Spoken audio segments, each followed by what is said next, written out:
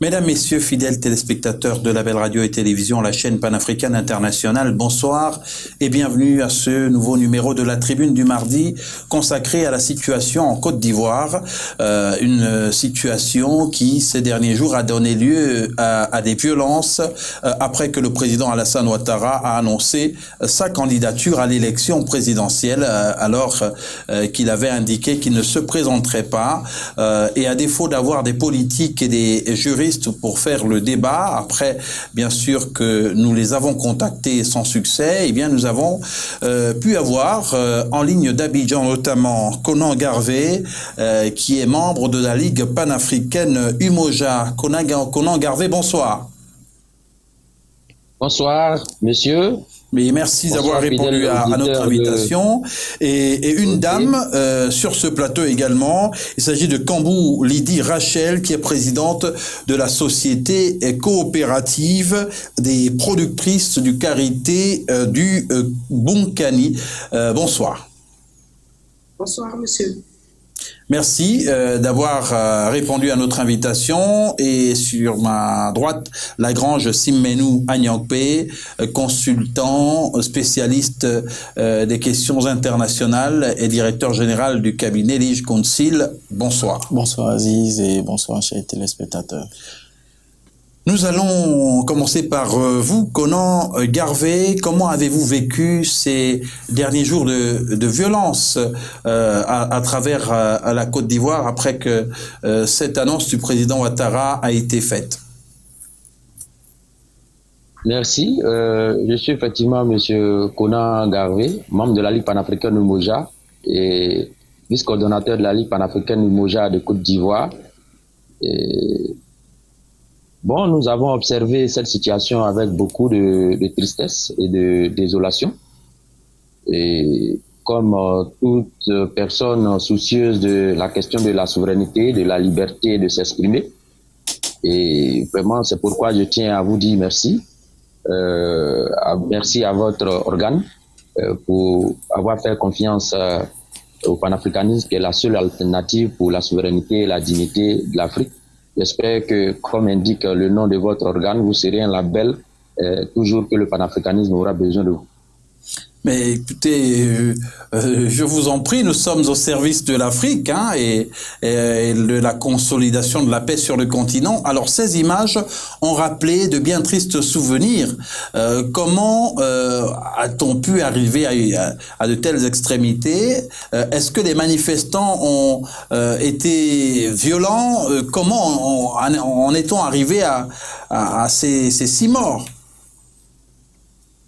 Oh, en fait, ce qu'il faut comprendre, c'est qu'il y a crise dans tout le monde entier parce que la morale a foutu le camp. Il y a crise en Afrique parce qu'on refuse la nécessité de la désaliénation psychologique et de la décolonisation mentale. Il y a eu cette crise-là parce que les gens, généralement, refusent de respecter la loi.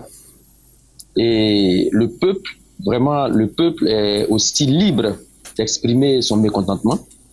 Et donc, je ne pense pas que l'intention des manifestants était d'attaquer qui que ce soit, mais face à l'élan d'intimidation, et ça devient, et des fois, ça dégénère. Voilà. Vous pensez que les forces de l'ordre ont fait un usage disproportionné de la force? Oui, je pense parce que les forces de l'ordre sont aux ordres des politiques. Et donc, si les politiques se sentent obligés de protéger leur vision et leurs décisions, c'est normal que l'ordre qui sera donné aux forces de l'ordre, c'est d'intimider dans la mesure que possible. Et quand les manifestants aussi sont, quand le peuple est libre et qu'à un moment donné, ils pensent que sa liberté est en train d'être intimidée. Bon, et chacun ayant son tempérament, vous êtes d'accord avec moi, c'est pas la première, vous êtes journaliste, vous êtes bien placé pour savoir comment les choses commencent et comment les provocations commencent et comment ça s'ensuit. Nous avons aussi Lydie Rachel Cambou, qui est présidente, nous le disions, de la société coopérative des productrices du karité du Bunkani. C'est une société qui a en son sein plusieurs milliers de femmes. Vous êtes des mamans. Vous avez, pendant la précédente crise post-électorale que le pays a rencontrée, également été profondément affectées. Comment, à votre niveau, avez-vous vécu ce qu'il s'est passé? Est-ce que ça vient vous rappeler ces blessures qui n'ont toujours pas cicatrisé? Oui, effectivement. Vous savez, je suis une femme. Je suis mère. Je suis grand-mère. C'est nous, femmes, qui donnons la vie. Nous avons intérêt à préserver cette ville. Demain, si nous ne sommes plus là, c'est cette jeunesse-là qui prendra la relève. Donc, nous n'avons pas intérêt à ce qu'un pays brûle. Nous n'avons pas intérêt à ce qu'une jeunesse soit massacrée. Notre combat, c'est de laisser un héritage, sinon un très bel héritage à la jeunesse. Et donc, de ce fait, nous continuons de sensibiliser pour ne pas vivre ce que nous avons vécu en 2011. Beaucoup de femmes et de jeunes ont péri dans cette guerre. Les femmes ont payé un lourd tribut. Il y a eu des femmes éventrées. Il y a eu des femmes qui ont été égorgées. Donc, notre combat, notre souci majeur, c'est de préserver la paix, c'est de contribuer à la paix en Côte d'Ivoire. La jeunesse est compétente. Le succès du pays, le succès de la Côte d'Ivoire, repose sur l'agriculture. Ce que nous, femmes, nous avons bien compris. C'est pour ça que nous avons investi dans ce secteur d'activité. Personne ne se lève le matin et qu'il ne mange pas, il ne déjeune pas, il ne prend pas son petit déjeuner ou bien il ne prend pas son dîner du soir. Personne. Nous consommons nos produits. Mais pour que je puisse acheter un produit, il faut bien que je me rende soit dans un supermarché ou un marché. Mais si ce marché n'est pas ravitaillé, si ces femmes-là ne sortent pas, où est-ce que les femmes citadines viendront s'approvisionner pour aller faire le repas de la famille? Nous ne voulons pas de ça. Nous ne voulons pas une autre crise encore en Côte d'Ivoire, car nous en avons assez et nous en avons marre. Notre doléance et ce que nous voulons, c'est que les autorités de la Côte d'Ivoire s'asseyent, discutent et s'entendent. Ça y va pour le bonheur du pays. Ça y va pour l'intérêt du peuple. Qu'ils disent gouverner. On ne peut pas embraser un pays. Vous allez gouverner qui? Si tout le monde est mort.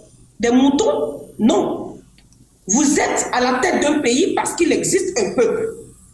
Et ce peuple, je pense, a des droits et des devoirs. Et quand un peuple dit qu'il veut ça, normalement, les autorités compétentes devaient faire avec ce que le peuple dit. Alors, effectivement,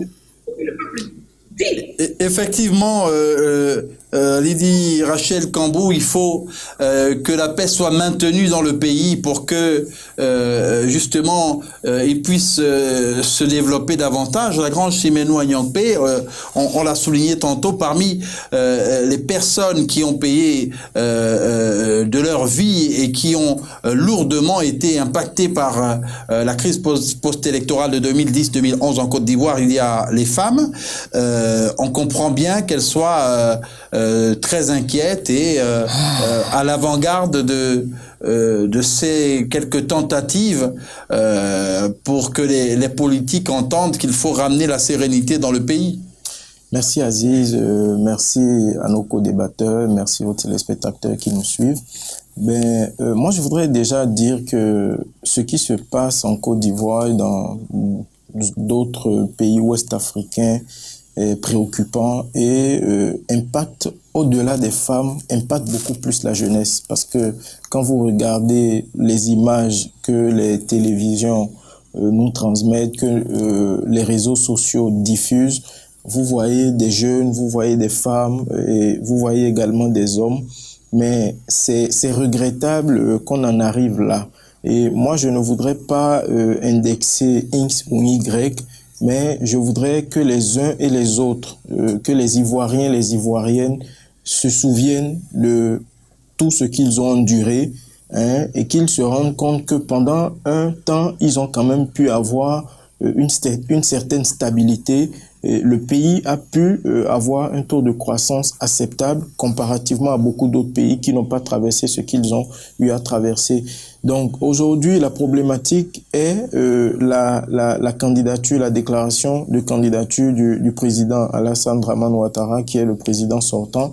Moi, je souhaiterais que les débats et que des décisions ou des engagements ne se prennent pas par rapport à ça. Mais effectivement, cette déclaration peut être mal perçue, hein, par ceux et celles qui ont subi des situations qu'ils ne voudraient pas subir de nouveau. Mais toujours est-il que ce dont il s'agit aujourd'hui, c'est de la préservation de la paix. Et quand il s'agit de préserver la paix, quand il s'agit de préserver la stabilité, je crois que chacun a des sacrifices à faire.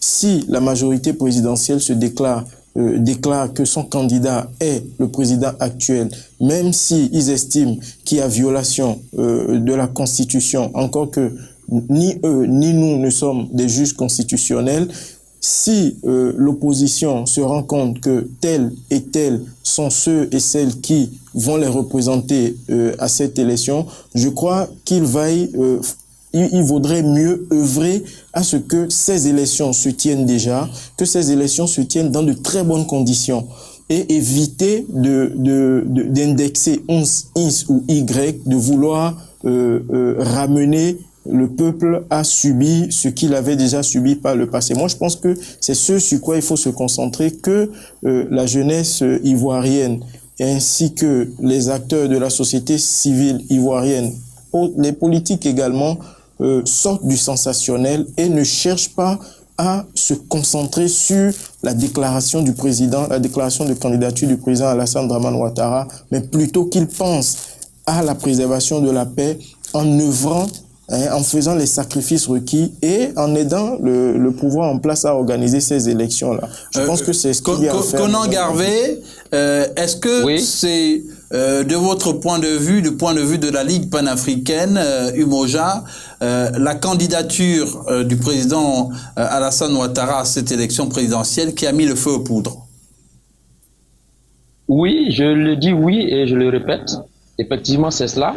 Parce que je viens d'écouter le parent tout à l'heure, il faut dire que dans la vie, il faut éviter le flou dont on sait que ça peut générer le faux. Vous savez, en Côte d'Ivoire, la Côte d'Ivoire est un pays comme les autres, issu du morcellement berlinois, qui est une honte pour l'humanité. Sur ce territoire, figurez-vous, il n'y a jamais eu de passation entre un ancien président et un nouveau. Donc, et généralement en Afrique, on dit quand vous invitez quelqu'un à manger chez vous pour la première fois, pour savoir comment il va manger, regardez déjà comment il se lave les mains. Donc quand on nous dit que non, laissons les élections se dérouler, si on fait du forcing au niveau de la candidature déjà, il est clair qu'au niveau des résultats, la suite logique va surprendre tout le monde. Donc moi je pense qu'il est mieux et plus simple que les partisans du président actuel lui disent si on aime le peuple, renonçons à cette candidature. Parce qu'il faut respecter les lois en fait. Nous ne sommes pas des juristes, c'est vrai. Nous ne sommes pas des juristes, mais je ne pense pas que le miracle qu'on attend de la Côte d'Ivoire soit la nécessité d'un troisième mandat. Je ne pense pas. Et tout à l'heure, j'ai entendu parler de taux de croissance. Je ne suis pas économiste, je suis qu'un petit gestionnaire. Mais dans la réalité des faits, je ne pense pas que ces taux tant annoncés sont vraiment sont en harmonie avec la réalité sociale. Je ne dis pas que d'autres personnes peuvent mieux faire. Nous, les panafricanistes, nous savons que tous les membres de ce système-là ne peuvent rien apporter à l'Afrique à part le panafricanisme. Mais je veux dire, dans un premier temps, nos lois, bien qu'elles soient bancales, nous devons les respecter. Tout compte fait, nous ne faisons pas confiance à ce système, quel que soit celui qui sera là. Mais je pense que ce qui va créer crise, ce que je ne souhaite pas, ce qui va créer une crise, c'est bien cette candidature de trop. La candidature de trop. Lydie Rachel Kambou, en ce qui concerne les femmes avec lesquelles vous êtes, comment s'organisent-elles? Est-ce qu'elles sont engagées pour prendre part à cette élection présidentielle dans ce contexte? Parce que vous l'avez souligné tantôt, il y a cette peur du retour des vieux démons qui refait surface. Tout à fait. Tout à fait. Effectivement, M. Konan l'a dit, hein, quand tu invites quelqu'un à manger, regarde comment il va laver ses mains. Vous savez, c'est des personnes, anciens présidents comme le président sortant, c'est des personnes qui se connaissent. Ils ont vécu ensemble, je peux dire, comme dans une même maison. Donc moi, pour moi, je ne trouve pas important de sacrifier sa vie pour des personnes amies, qui sont amies. Et moi, je dis qu'il y a plusieurs recours, il y a plusieurs manières de dire non, sans forcément passer par la guerre ou par une crise. Il y a des lois qui régissent un pays. Il y a des textes, normalement, qu'il faut respecter. Mais je pense que quand on n'est pas d'accord sur un sujet, moi, je priorise toujours le dialogue. Je priorise toujours le dialogue. Mais ce qu'on l'a dit, quel que soit le président qui sera là, en Afrique, on sait ce qui se passe dans tous les États africains. C'est pas forcément, on ne donne pas, sinon on ne satisfait pas forcément le peuple. Les chiffres, tout le monde peut dire croissance à 2 chiffres, croissance à combien de chiffres. Ça, c'est des choses qu'on dit. C'est politique. Mais nous, notre combat, c'est que désormais, qu'il y ait de meilleures volontés politiques qui accompagnent le développement réel de l'Afrique à travers sa jeunesse, à travers ses femmes, à travers ses hommes. Il y aurait eu ça, personne ne serait dans la rue. Mais quand il y a beaucoup de chômeurs, la jeunesse n'est pas assez écoutée, dès qu'au niveau des politiques, ils ne s'entendent plus, mais cette jeunesse qui se sent marginalisée occupe les rues. Et ce qui arrive. Mais ce n'est pas forcément le souhait de la jeunesse. Il faut penser à occuper sainement la jeunesse. Il faut penser à écouter la jeunesse, à écouter les femmes. Qu'est-ce que cette frange de la population veut? Qu'est-ce qu'on veut? Mais on n'est jamais écouté. Les autorités compétentes ne nous écoutent pas. Moi, je parle en tant que femme, en tant que président d'une organisation qui fédère des structures féminines au niveau national. Vous avez le sentiment que vous n'êtes pas écouté? On n'est pas écouté, on n'est pas soutenu, on n'est pas encouragé. En gros, on n'est pas écouté. Parce que nous continuons, nous sommes toujours dans les villages. Nous nous sensibilisons à la paix. Nous parlons, nous continuons de parler à nos adhérentes. On ne parle que de paix. Parce que sans la paix, il ne peut pas avoir de développement. Et que ce qu'on a vécu en 2011, on ne souhaiterait vraiment pas vivre ça en 2020. Il y a d'énormes enjeux, il y a d'énormes perspectives pour le développement, pour l'autonomisation de la femme. On n'aimerait pas voir tout ça être gâché. Par quoi? Par une crise politique, encore une fois. Nous ne souhaitons pas ça. Nous ne voulons pas de ça. Tout ce que nous voulons, c'est la paix. Et que la donne change en Afrique. La donne change en Afrique. Mais la paix, est-ce que... Oui, mais est-ce que la paix, la Grange Siménou, la Grange Siménou à Niankpé n'est pas finalement menacée par les acteurs politiques qui sont censés la préserver?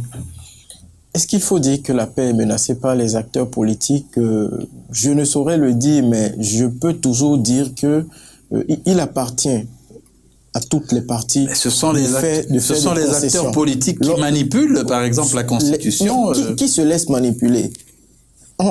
Si j'admets que les acteurs politiques cherchent à manipuler ou manipulent, mais ceux qui sont manipulés ou ceux qu'on envisage manipuler peuvent ne pas répondre favorablement à cette manipulation. Mais c'est peut-être ce qui explique les manifestations qui ont été enregistrées. Oui, les manifestations, je dirais encore que on peut faire mieux. C'est vrai, quand vous voyez les manières dont ces manifestations sont réprimandées, nous avons vu un leader d'opposition qui a été une autorité politico-administrative de cette nation-là. Nous avons vu comment est-ce qu'il a été réprimandé. Ce n'est pas agréable à voir, je suis tout à fait d'accord. Parler du professeur Mamadou Koulibaly. Nous avons vu ces images-là sur les réseaux sociaux. C'est triste et c'est dommage. Mais moi, je continue de dire qu'il appartient à chaque parti de faire des concessions. Si des gens sont manipulés, mais ça veut dire qu'eux-mêmes encouragent les autorités politico-administratives ou les politiques à manipuler davantage. Et c'est à cette prise de conscience-là que moi j'appelle la jeunesse, non seulement ivoirienne, mais africaine. Prenons conscience des enjeux et des réalités. Ne nous laissons pas manipuler. Si des gens veulent manipuler, mais laissons-les manipuler, ceux qui veulent être manipulés. Mais nous, soyons objectifs et cherchons toujours à conscientiser.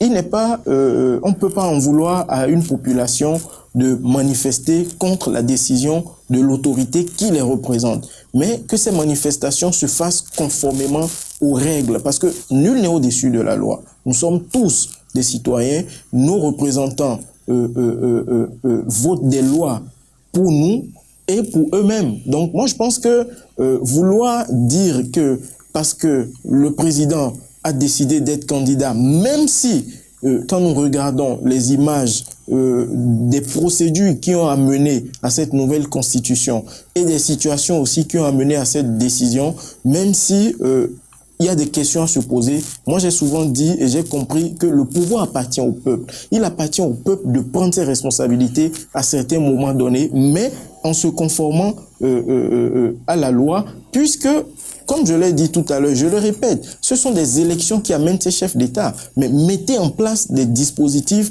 pour que ces élections se passent convenablement, pour que ce soit les résultats des urnes qui soient publiés. Dans certains pays, nous avons vu dans certains pays où les responsables, les autorités politico-administratives qui voulaient rempiler ont tout mis en œuvre pour frauder, pour pouvoir véritablement rempiler. Mais la vigilance des acteurs de l'opposition, de la société civile, des jeunes et de la population a fait qu'ils n'ont pas pu. Kambou Lydie Rachel, combien de femmes dans votre société sont enrôlées pour prendre part à cette élection présidentielle? Est-ce que vous êtes engagés à soutenir un candidat pour ce scrutin?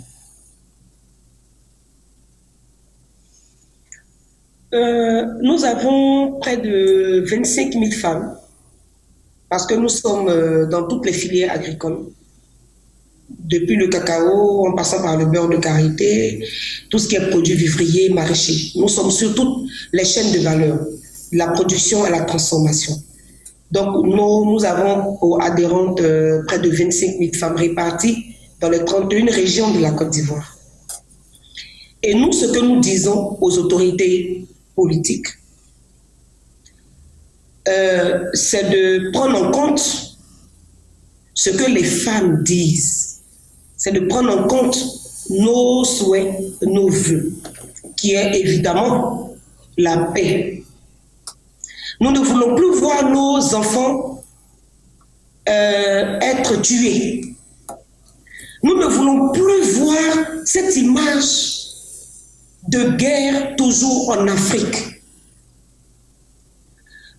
Si nous donnons la vie, c'est que nous tenons à préserver cette vie. Et pendant la sensibilisation dans les régions, nous disons aux femmes que quand le moment du vote va arriver, nous souhaitons un vote utile. C'est en cela que nous lançons un appel à à tous ces candidats. Un vote utile, qu'est-ce à dire? Un vote utile, c'est-à-dire, nous allons voter le candidat qui vraiment prendra l'engagement de concrétiser de manière réelle l'autonomisation de la femme du milieu rural. Parce que l'agriculture compte beaucoup dans l'économie nationale et internationale. Nous n'allons pas voter pour voter. Nous allons prendre notre bâton de pèlerin. Ce que nous avons commencé d'ailleurs. Je suis arrivée il y a 2 jours du Boulkani, de mon village. Nous allons investir les régions. C'est de notre droit de demander aux femmes un vote utile. Elles comprennent ce que c'est qu'un vote utile. Nous allons peut-être aller jusqu'à mettre sur pied, que dis-je, réaliser, pourquoi pas, un manifeste. Emmener les hommes politiques à prendre des engagements fermes. Amener ces candidats-là à prendre des engagements fermes concernant l'autonomisation de la femme et des jeunes. Parce que nous comptons et nous voulons compter et le pays doit compter avec nous. Et donc on ne fera pas d'élection de campagne comme ce qui se faisait avant. Nous avons notre mot à dire. Et donc on va emmener les candidats. Parce que si l'autonomisation de la femme est effective, c'est nous qui parlons à nos enfants. C'est nous qui parlons aux jeunes. Si moi je dis à mes enfants, ne sortez pas. Oui, mais quand je leur dis ne sortez pas, est-ce que leurs droits sont respectés? Est-ce qu'ils gagnent du travail? Oui, mais pour l'instant, Lydie Rachel Cambou, il y a en ce qui concerne la Commission nationale électorale des mésententes, est-ce qu'on n'est pas beaucoup plus proche d'un éventuel report de cette élection présidentielle? Est-ce que vous pensez que, vu les derniers développements, elle va se tenir à date? Bon, nous, en tout cas, moi me concernant, et je ne suis pas seule. Quand je dis nous, je suis avec une équipe, avec des femmes leaders. Et notre souhait, vraiment, c'est que cette élection soit reportée. Le temps que tout le monde s'entende et qu'ils s'asseyent, ils discutent et qu'ils trouvent un terrain d'entente. Vraiment, je vous parle avec le cœur. Je ne sais pas des mots du bout de mes lèvres. Et quand je dis je, sachez que je parle au nom de ces 25 000 femmes du milieu agricole. Et s'ils ne peuvent pas reporter ces élections, qu'ils le fassent, mais dans une atmosphère de paix. Parce que nous souhaitons une paix durable et que tout se passe dans les urnes. Notre souhait, c'est que tout se passe dans les urnes. On n'arrache pas une victoire dans la rue. On arrache une victoire dans les urnes. Et chaque candidat, chacun doit se mobiliser pour convaincre. Par exemple, nous sommes là, nous on attend celui qui va nous convaincre. Et celui qui va nous convaincre, c'est celui qui va s'engager à l'autonomisation de la femme, à l'autonomisation concrète des jeunes.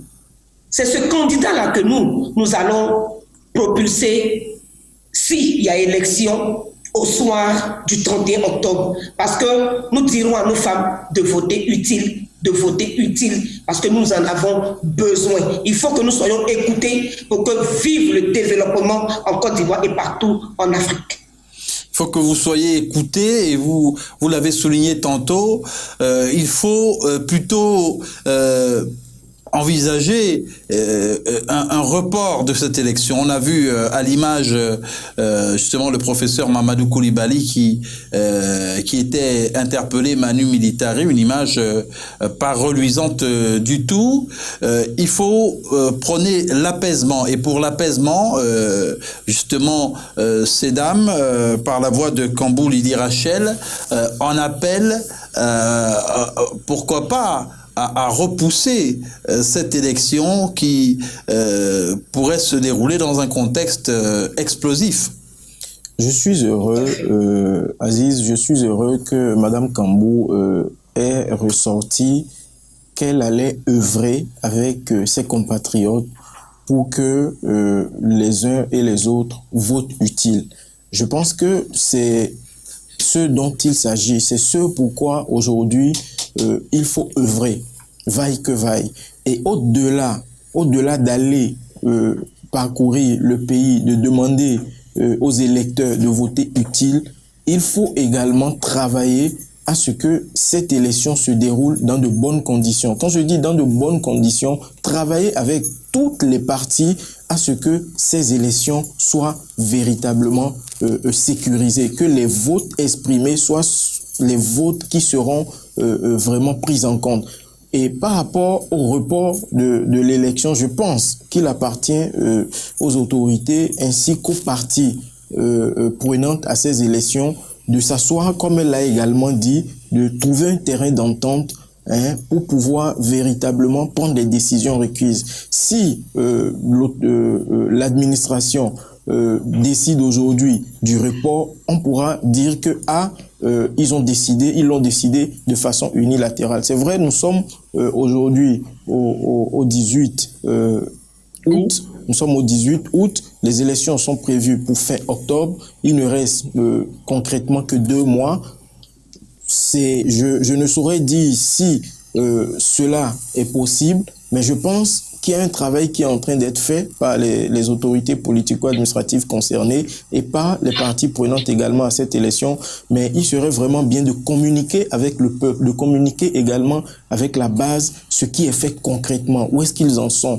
Et au-delà, que tout ce que aussi bien les Ivoiriens que les peuples frères et amis des peuples ivoiriens attendent, c'est de pouvoir voir tous les leaders de cette nation, tous les leaders politiques de cette nation se retrouver et échanger. Se retrouver, échanger pour le bien-être de cette nation, pour que vraiment cet acquis qu'ils ont pu préserver depuis quelques années après cette crise-là puisse être préservé et que les efforts qui sont en train d'être faits aussi en dépit de la pandémie qui secoue ce pays, qui secoue le monde, puissent vraiment porter leurs fruits. Lydie Kambou Rachel, lorsque vous êtes face à ces différents candidats qui essaient de vous convaincre de les soutenir, qu'est-ce que vous leur exigez concrètement?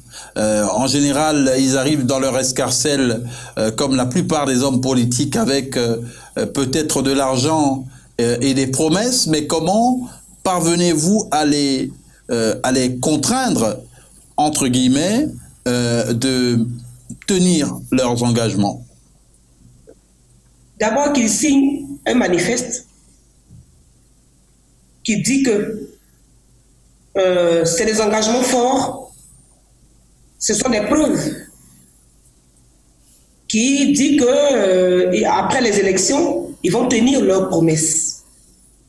Mais au-delà de ça, nous leur presque exigeons qu'il faut qu'ils s'arrangent pour une paix durable, qui prend en compte tous les acteurs politiques de notre pays.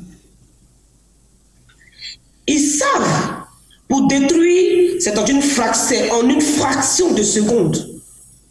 Mais pour arranger et construire, ça prend du temps. Il n'y a jamais assez de sacrifices à faire pour obtenir la paix.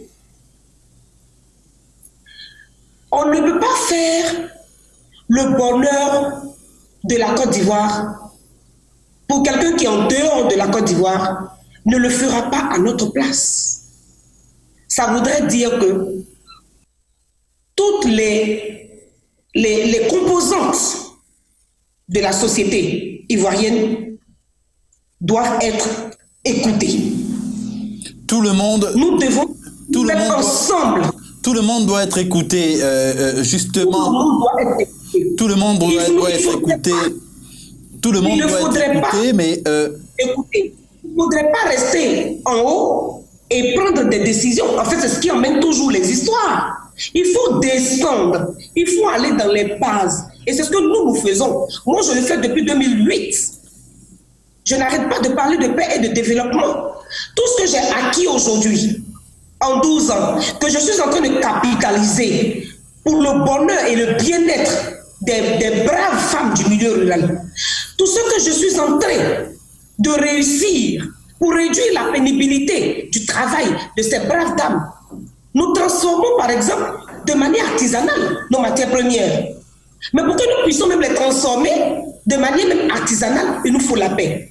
Sans la paix, nous n'allons pas pouvoir recevoir des partenaires techniques et financiers venant d'ailleurs pour nous offrir des équipements. Absolument. Vous voyez un peu les enjeux. Absolument. Et il y a Conan Garvé. Vous restez en notre compagnie, comme vous le dit Rachel. Il y a Conan Garvé de la Ligue panafricaine que nous avons en ligne. Conan Garvé, en ce moment, il y a un différend en ce qui concerne la composition de la Commission nationale électorale. Dans 2 mois quasiment, ça va être l'élection présidentielle, mais est-ce qu'il y a une assurance que le scrutin se déroule dans les meilleures conditions de transparence si les choses restaient en l'état, notamment en ce qui concerne la commission électorale? Je pense que pour ce qui concerne la commission électorale, en fait, aujourd'hui, ce n'est pas une question de fonctionnement technique d'un organe chargé des élections qui est le problème. Le problème, c'est est-ce qu'on sent que les politiques font des efforts pour respecter la loi? Est-ce qu'on sent que les politiques n'ont pas une même mise sur les tenants des organes de justice? C'est aussi ça. Et puis, sachez que ce n'est pas la composition de la CEI, c'est un peu la cuisine des politiques pures, mais et les masses populaires. Les masses populaires ne cherchent pas à savoir si la composition de la CEI actuelle est garantie l'organisation de bonnes élections. Moi d'ailleurs, je n'en suis pas sûr. Je n'en suis pas sûr parce que je ne fais pas confiance. Je ne peux pas personnellement faire confiance à des personnes qui ne font pas le peuple et donc qui sont capables d'arrondir les angles des lois seulement pour leurs intérêts personnels. Et je pense que dans ce pays-là, vous aviez parlé de notre sœur, la brave artisane, tout à l'heure parlait de se mettre ensemble. Vous savez, il y a eu tellement de rendez-vous de se mettre ensemble dans ce pays. En 2001, il y a eu un forum de réconciliation nationale où chacun était libre, aucun membre de l'opposant n'était hors du pays. Chacun est venu parler à la tribune. Seulement 1 an après, il y a eu une partie de la Côte d'Ivoire qui a soulevé les armes. Donc aujourd'hui, ce dont il est question, c'est la question de l'unité des peuples. Ce dont il est question, c'est la question de pourquoi en Côte d'Ivoire et en Afrique, pour adhérer à une formation politique, il faut tenir compte de l'origine du leader. En Côte d'Ivoire, le bon Baoulé, il doit être PDCI, le sortissant du Nord doit être du RDR, et ainsi de suite. Et ainsi de suite. Bon, tout à l'heure, quand vous m'avez écouté parler, vous ne savez pas que je suis Baoulé Sénoufo. Moi, je ne supporte pas les hommes. Je veux que nous instaurions des lois, que nous bâtissions nous-mêmes des institutions de façon souveraine et que nous fassions l'effort de les respecter. Ce n'est pas facile, mais je pense que quand un peuple se lève et dire qu'on n'a plus besoin d'un 3e mandat, non seulement parce que la Constitution jusque-là, il n'y a pas de preuve que c'est possible, mais quand même, on peut écouter ce peuple-là, on veut le bonheur de ce peuple. Mais le peuple dit, nous on sort dans les rues parce qu'on ne veut pas que telle personne se présente parce que c'est illégal. Je pense qu'un parti politique est capable de fabriquer beaucoup de cadres. Et donc, qu'est-ce qui gêne? Qu'est-ce qui empêche les gens d'écouter une fois au moins le peuple pour éviter que les différentes crises que la Côte d'Ivoire a connues reviennent? Je rappelle, je vous l'ai dit, et que la Côte d'Ivoire, depuis 1960, il n'y a jamais eu ici de passation entre un ancien président et un nouveau. La composition de la CEI même est bancale.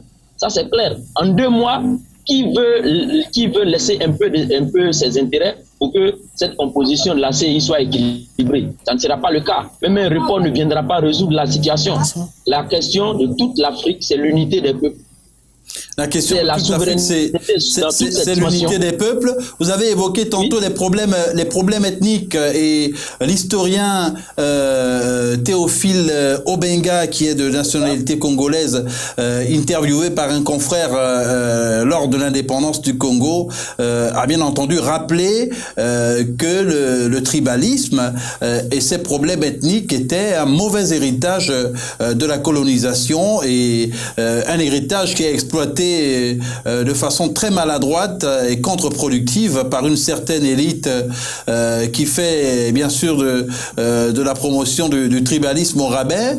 Mais bon, on espère que ça va être pour bientôt de mauvais souvenirs. Mais comment, à votre niveau, parvenez-vous à sensibiliser Konan Garvey en ce qui concerne les citoyens ivoiriens qui sont potentiellement électeurs? Ok, merci. Et sachez déjà que la Ligue panafricaine du Moja est une organisation supranationale. Au sein de notre mouvement à l'échelle mondiale, et déjà les frères du Congo, du Bénin, de la Côte d'Ivoire, du Niger, du Sénégal, du Mali, et j'en passe. Nous disons à nos frères qu'avant que ceux qui veulent l'asservissement de l'Afrique ne s'assoient pendant 3 mois, en 1885 à Berlin, pour décider de la délimitation de notre peuple, nous sommes issus des mêmes aïeux et donc nous avons les mêmes recettes. C'est pourquoi notre mouvement a choisi la langue panafricaine qui est le Swahili. Umoja ni nguvu, qui veut dire l'union fait la force. On ne peut pas, un pays, fort soit-il, se libérer des mains de l'impérialisme tout seul. Il faut que nous allions les rangs serrés, main dans la main, parce que sans cette union sacrée, on va se laisser influencer par les débats inutiles. Qui des candidats faut-il soutenir alors que ces candidats-là sont issus du système impérialiste, sauf quelques rares, quelques-uns, qui sont pour la souveraineté, mais encore, et cette souveraineté un peu survolée, mais c'est seulement le panafricanisme et la Ligue panafricaine qui comprennent mieux ce que c'est que l'unité, ce que c'est que la souveraineté, aussi bien au niveau, dans cette dimension, aussi bien au niveau spirituel, au niveau monétaire et au niveau social, parce que jusque-là, il n'y a pas encore eu de modèle économique inspiré de la culture africaine. C'est pourquoi il y a beaucoup de choses. Ici, par exemple, on dit que la terre appartient à l'État. Qui est l'État? Nous avons hérité d'un État voyou qui est l'État colonial. Donc, alors que chez nous, la terre appartient à celui qui a été le premier à bâtir sa cité là-dessus, à la mettre en valeur. Donc, vous voyez déjà, et c'est ces problèmes que le peuple a du mal à exprimer, que quand il y a certains carrefours, on l'exprime d'une autre manière. Et donc, il va falloir que nous repensions le modèle de société de l'Afrique conformément aux valeurs ancestrales. Il faut que nous voyions la question du programme scolaire, parce que l'histoire issue de ce programme colonial-là n'enseigne pas à l'Africain que lui-même il est une valeur qu'il n'a rien à attendre de l'extérieur avant d'aller de l'avant. Donc c'est ces éléments-là que nous utilisons, nous, en tant que Ligue panafricaine du Moja, et pour, j'allais dire, informer, donner tant d'enseignements qu'on a empêché aux Africains d'avoir, même quand on est allé à l'école. On va à l'école coloniale, on ne sait rien sur soi-même. Et donc, l'unité des peuples, la fédération des initiatives locales, c'est tout ça qui va permettre à l'Afrique d'aller de l'avant et non compter sur des gens qui ne sont pas capables de respecter les lois d'une constitution. L'Afrique doit s'unir pour aller de l'avant. Lydie Rachel Kambou, y a-t-il parmi vous des femmes qui ont émis le désir de se lancer dans la course à l'élection présidentielle? Oui, il y a beaucoup de femmes. Il y a beaucoup de femmes. Quand bien même que M. Conan parlait tout à l'heure des peuples, du modèle économique. En fait, c'est au-delà du modèle économique. Il faut revenir à l'ancienne. Moi, je suis parfaitement d'accord avec ça. Et pour répondre à votre question, justement, en fait, on revient à l'ancienne concernant les richesses agricoles, politiques, culinaires, agricoles, tout ça. Mais en même temps, l'ancienne méthode n'a pas encore accepté qu'une femme vienne diriger un département, une commune, une région ou un pays. Ce n'est pas tous les pays. C'est encore difficile en Afrique d'accepter une femme. Il y en a une ou deux personnes, je ne sais pas en Afrique, il y a eu combien de femmes qui ont dirigé, mais il n'y en a pas beaucoup. Et quand on prend le cas de la Côte d'Ivoire, mais on a eu Hélène Johnson-Sirleaf au Libéria. Quand bien même, oui, Hélène Johnson du Libéria, quand bien même que dans le département, dans la commune, on reconnaît ton dynamisme, on reconnaît ta valeur, ta capacité de pouvoir mener à bien ce combat et défendre la population de ce département. Mais le fait que tu sois femme, on ne te choisira pas.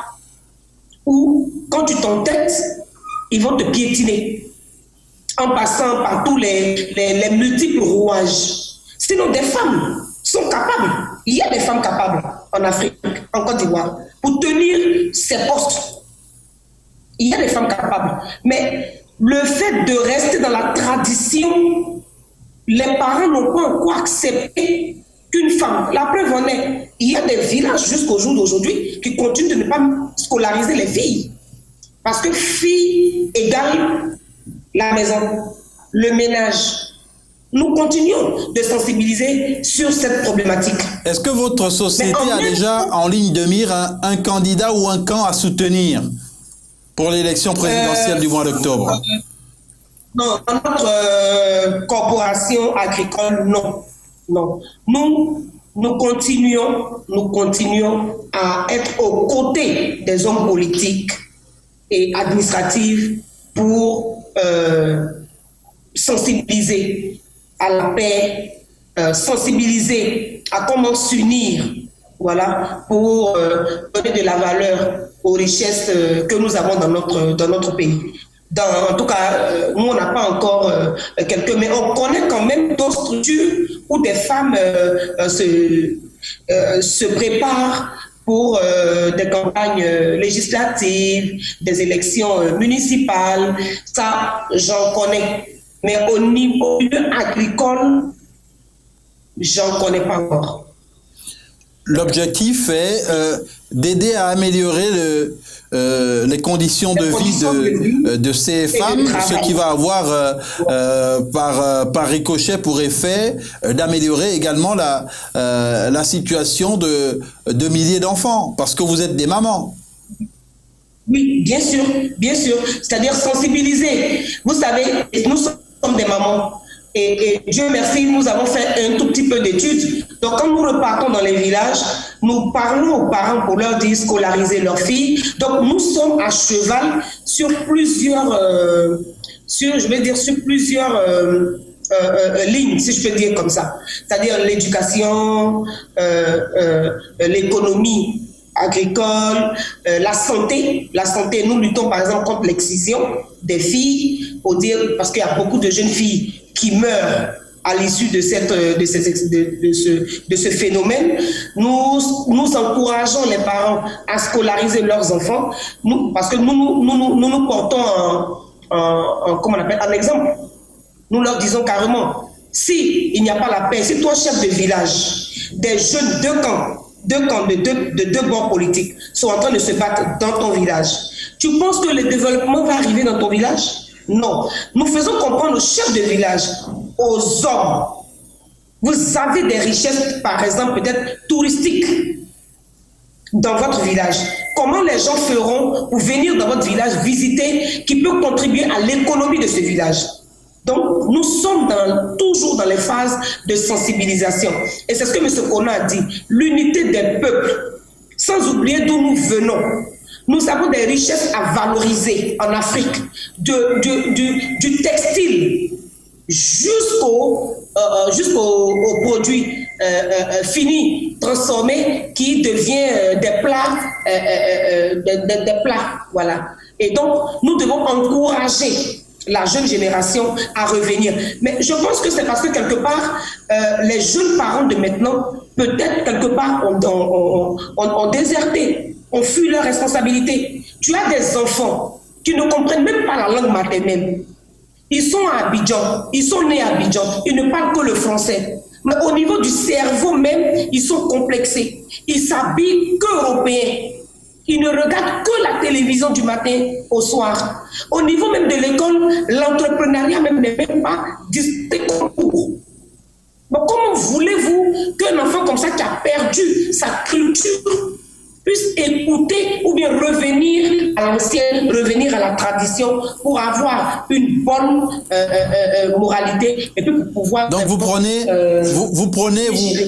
encouragez ou bien vous entendez soutenir les candidats qui prônent le retour à une certaine orthodoxie en ce qui concerne les valeurs, cela pour faire barrage donc à la violence ennemis du développement, violences qui sont bien sûr rejetées par tous les camps, parce que la grande Chimène Wanyangpe, on a entendu des condamnations aussi bien de l'opposition que du pouvoir après ce qui s'est passé. Effectivement, je suis d'avis avec nos co-débatteurs, notre co-débattrice, lorsque ils soulèvent le problème du tribalisme, lorsque il soulève le problème du manque d'entente ou du manque de compréhension ou déjà des partis pris d'une ethnie par rapport à l'autre. Et également, lorsque elle parle de ce que l'enfant naît dans la ville, elle ne comprend pas la langue nationale. Tout cela repose le problème, sinon la problématique de l'éducation en Afrique. Je pense qu'il y a un travail profond à faire au niveau de notre système éducatif. Mais avant d'en arriver là, il faut pouvoir régler les situations actuelles. Il faut pouvoir faire un certain nombre de sacrifices. Il faut que l'ethnie qui a été longtemps brimée au profit de l'autre ethnie puisse accepter de pardonner, puisse accepter d'oublier et que on cesse de léguer aux générations qui naissent cette histoire-là. Vous voyez un peu, donc je pense que aujourd'hui nous sommes tous d'avis que dans nos nations nous nous opposons, des clans se forment, nous nous opposons et nous laissons de côté les enjeux, les réalités et les défis pour des intérêts personnels, des intérêts égoïstes. Donc il va falloir, ça rejoint ce que nous disions tout à l'heure, il va falloir que nous puissions nous pardonner s'il le faut, que nous puissions accepter de faire le sacrifice suprême, d'accepter la position de l'autre, même si cela ne nous agrée pas, de continuer à échanger et de finir par faire comprendre raison à notre protagoniste. En tout cas, pour l'instant, la candidature à l'élection présidentielle d'octobre prochain en Côte d'Ivoire du président Ouattara divise la classe politique ivoirienne et même la société civile. Nous sommes en train d'arriver au terme de cette émission. Nous allons donner l'occasion à Konan Garvey de la Ligue panafricaine Umoja de conclure, peut-être par un appel, mais un appel à l'endroit de qui? De l'ensemble de la classe politique ou de la jeunesse ivoirienne? À santé, je disais merci à Swahili. Moi, je pense que s'il y a un appel à lancer, c'est à tout le monde. Il faut lancer un appel à tout le monde, à tous les acteurs, mais je pense que ces appels-là peuvent atténuer juste quelque temps, mais les questions principales et principales, il faut y penser. Tout à l'heure, je parlais de la nécessité de la fédération législative locale. Notre sœur, tout à l'heure, a dit que la femme est mal vue en termes de leadership. C'est parce que notre programme scolaire nous empêche de connaître la valeur réelle de la femme. Si un Africain arrive à savoir qui a été la reine Yenenga de Faso, si un Africain sait qui a été la reine Ya Asantewa du Ghana, si un Africain sait qui a été Tiyi, épouse d'Amenhotep III, je pense que c'est nous les hommes même qui allons restaurer la femme dans la dimension qui est la sienne. Parce qu'une société, regardons même dans nos petites familles, les familles dont les cadres, c'est-à-dire les premières personnes qui propulsent la famille sont les femmes, ces familles-là sont ces familles. C'est parce que les Africains ne connaissent pas qui est la femme et qu'ils ont encore les clichés d'Africains occidentalisés qu'ils pensent que la femme est issue d'une côte, de la côte de l'homme, ce qui est faux chez nous les Africains. La femme est la vie. La femme est sacrée et c'est pourquoi nous les panafricanistes donnons une belle part. Oui, mais sauf que la définition que vous faites, lorsqu'on dit que la femme est tirée de la côte de l'homme, ça c'est sur le plan religieux et ce sont les religions révélées qui... mais les deux vont ensemble. C'est ces religions-là qui... Cette approche. Justement, nous disons, c'est pourquoi nous parlons de souveraineté spirituelle. Maintenant, si nous savons ça, je pense que c'est nous-mêmes qui allons demander aux femmes de nous diriger parce que nous, les hommes, ne sommes pas capables, ne sommes pas mieux outillés en termes d'intelligence, en termes de clairvoyance. Mais mais est-ce que ce discours-là, il ne semble pas très partagé par les Africains que nous rencontrons au quotidien? Merci en tout cas. L'occasion est donnée cette fois à Lydie Rachel Cambou, qui est présidente de la Société coopérative des productrices de karité du Bunkani, de conclure par peut-être un appel également au ressaisissement avant cette élection présidentielle d'octobre. Ce que je veux dire, l'appel que je peux lancer, que tous les acteurs me voient, en me voyant, voient toutes les femmes de Côte d'Ivoire. Nous ne voulons plus que le sang soit versé sur le territoire ivoirien comme partout en Afrique. Nous, ce que nous souhaitons, c'est de contribuer à l'économie nationale et internationale à travers le secteur d'activité que nous avons choisi, qui est l'agriculture. L'agriculture nourrit son homme quand il y a la paix. Parce que nous partons en brousse. Et vous savez très bien, vous convenez avec moi que quand il n'y a pas de paix, quand il n'y a pas de stabilité, nous sommes violés, nous sommes tués dans les brousses. M. Konan l'a dit. C'est parce que l'Africain ne connaît pas la valeur de la femme. Et je suis d'accord avec lui. Une famille épanouie, c'est qu'il y a une femme de valeur derrière cette famille. Et pourtant, les femmes sont respectées chez les Africains. Non, pas du tout, pas du tout. Je sais de quoi je parle. Moi, je suis tous les jours en brousse. Hein. Je ne reste pas en ville. Hein. Je ne passe jamais un mois sans partir dans un village de la Côte d'Ivoire. Je sillonne depuis 12 ans toutes les régions et villages de la Côte d'Ivoire. Et je sais de quoi je parle. Je suis souvent humiliée, frustrée par des hommes. Mais j'accepte parce qu'ils ne comprennent pas. On leur a dit que la femme égale à 0. Chez moi, dans mon peuple, jusqu'au jour d'aujourd'hui, quand il y a des réunions sous l'arbre palabre, la femme est à au moins 100 ou 200 mètres. Son opinion ne compte pas. Mais est-ce que ce n'est pas pour d'autres raisons? Bon, on aura sûrement l'occasion. Vous savez, nous avons au sein de Label Télévision une émission qui s'appelle Entre elles, qui est consacrée à des débats très intéressants, justement où les femmes échangent entre elles. Vous serez une personne ressource de haute facture pour enrichir les débats.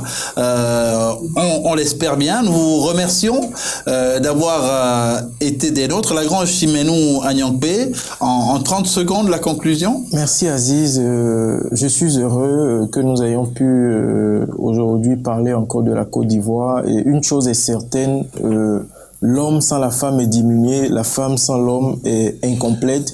Et ce que je voudrais dire pour conclure par rapport à la situation en Côte d'Ivoire, c'est aujourd'hui, nous nous rappelons de ce que il y a eu un miracle ivoirien. Et ce miracle ivoirien, le président Alassane Dramane Ouattara y a travaillé, le président Bédié y a travaillé, le président Laurent Gbagbo y a contribué parce qu'il a aidé à ce que le multipartisme soit accepté, et la population ivoirienne également en a joui, la sous-région en a joui, l'Afrique tout entière en a joui. Donc il serait vraiment dommage que nous puissions retourner dans cette phase-là de 2010-2011, que cette situation se répète et que les efforts permanents qui sont faits pour que ce taux de croissance qui avait été sous le président Oufoué puisse se retrouver. Ça va être difficile, mais ce n'est pas impossible. Donc vivement que les acteurs ivoiriens puissent s'entendre et donner une belle image de l'Afrique de l'Ouest à toute l'Afrique. Et vivement que votre appel soit entendu, Lagrange Simenou Agnongbe. On précise à nos téléspectateurs que ces écharpes que nous avons autour du cou marquent le 3e anniversaire de votre groupe médiatique panafricain à Label Radio et Télévision. Et c'est donc pour marquer le coup que nous les arborons. Merci déjà de nous avoir tenu compagnie jusque-là, et on l'espère de toujours rester avec nous. Merci à vous, Lagrange Simenou Agnongbe, Conan Garvey de la Ligue panafricaine Umoja de Côte d'Ivoire, à Kambou Lydie Rachel, présidente de la société coopérative des productrices du karité du Bunkani, c'est au nord de la Côte d'Ivoire. Merci d'avoir été en notre compagnie et de rester fidèle à notre programme. Très bonne suite sur Label Radio et Télévision, votre chaîne panafricaine internationale.